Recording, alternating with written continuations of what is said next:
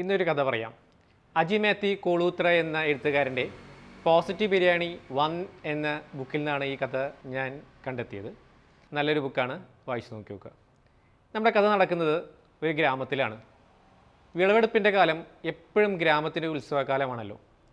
ഉത്സവത്തിന് വേണ്ടിയിട്ട് തയ്യാറെടുക്കുന്ന ഗ്രാമവാസികൾ കഠിനാധ്വാനത്തിൻ്റെ നാളുകൾ കഴിഞ്ഞ് സ്വന്തം കൈവരിച്ച വിജയത്തിൻ്റെ അഭിമാന നിമിഷങ്ങൾ ഓർത്തെടുക്കുന്ന കാലം. അവിടുത്തെ പ്രധാന വിള ചോളമാണ്. എല്ലാ വർഷവും ഏറ്റവും നന്നായിട്ട് വിളയിക്കുന്ന ആളുകൾക്ക് വേണ്ടിയിട്ട് ഒരു ട്രോഫിയും ക്യാഷ് അവാർഡും ഇവിടെ കൊടുക്കാറുണ്ട്. സ്ഥിരമായി അതൊരു കർഷകനാണ് കിട്ടുന്നത്. ഈ കർഷകന് മാത്രം ഇത് എങ്ങനെ കരസ്ഥമാക്കാൻ സാധിക്കുന്നു എന്ന് അന്വേഷണത്തിനായി ഒരു ജേർണലിസ്റ്റ് അദ്ദേഹത്തിൻ്റെ അടുത്തേക്ക് എത്തുകയാണ്. ഇദ്ദേഹം ചോദിക്കുന്നു, എങ്ങനെയാണ് ഇത് സാധിച്ചെടുക്കുന്നത്? അപ്പോൾ അദ്ദേഹം പറയുകയാണ്, അദ്ദേഹത്തിൻ്റെ കൃഷി രീതികൾ പറഞ്ഞു, കൃഷി പരിപാലന രീതികൾ പറഞ്ഞു. ഇതെല്ലാം പറഞ്ഞുകൊണ്ടിരിക്കുന്ന ഇടയിലെ കുറേ ഗ്രാമവാസികൾ അദ്ദേഹത്തിൻ്റെ അടുത്തേക്ക് വരുന്നുണ്ട്. എന്നിട്ട് അദ്ദേഹത്തിനോട് കുറച്ച് വിത്തുകൾ ചോദിക്കുകയാണ്.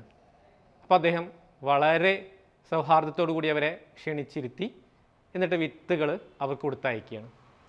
ഇതെല്ലാം കണ്ടുകൊണ്ടിരിക്കുന്ന ജേർണലിസ്റ്റ് ചോദിക്കുന്നുണ്ട്, നിങ്ങൾ ഈ വിത്തുകളൊക്കെ അവർക്ക് കൊടുക്കുമ്പോൾ നിങ്ങൾക്ക് വിജയിക്കാനുള്ള സാധ്യത കുറവല്ലേ? അവരും നല്ല വിത്തുകൾ ചെയ്തു കഴിഞ്ഞാൽ നിങ്ങൾക്ക് വിജയിക്കാനാവുമോ? അപ്പോൾ അദ്ദേഹം പറയാണ്, എൻ്റെ വിള ചോളമാണ്. ആ ചോളം പരാഗണത്തിലൂടെയാണ് കൂടുതൽ വിളവ് സംഭവിക്കുന്നത്.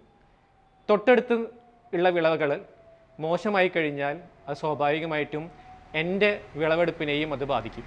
ജേർണലിസ്റ്റിനൊരു കാര്യം മനസ്സിലായി, വിജയത്തിനപ്പുറത്തേക്ക് വിളയുടെ നിലവാരം കാത്തു സൂക്ഷിക്കുക എന്നുള്ളതാണ് ഈ ഒരു കർഷകൻ്റെ പ്രധാന ദൗത്യമെന്ന്.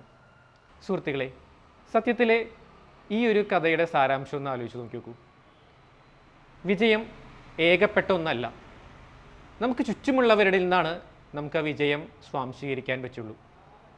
വിജയം എന്ന ആ ഒറ്റൊന്നിലേക്ക് നിങ്ങൾ ലക്ഷ്യമാക്കാതെ അതിൻ്റെ നിലവാരം, ഇവിടെ ഇദ്ദേഹം അതിൻ്റെ വിളയുടെ നിലവാരം കാത്തു സൂക്ഷിക്കുന്ന പോലെ നമ്മൾ നമ്മുടെ ലൈഫിൻ്റെ, ജീവിതത്തിൻ്റെ നിലവാരം കാത്തു സൂക്ഷിച്ചുകൊണ്ട് കഠിന പ്രയത്നത്തോട് മുന്നോട്ടേക്ക് പോയി കഴിഞ്ഞാൽ വിജയം സുനിശ്ചിതമാണ്.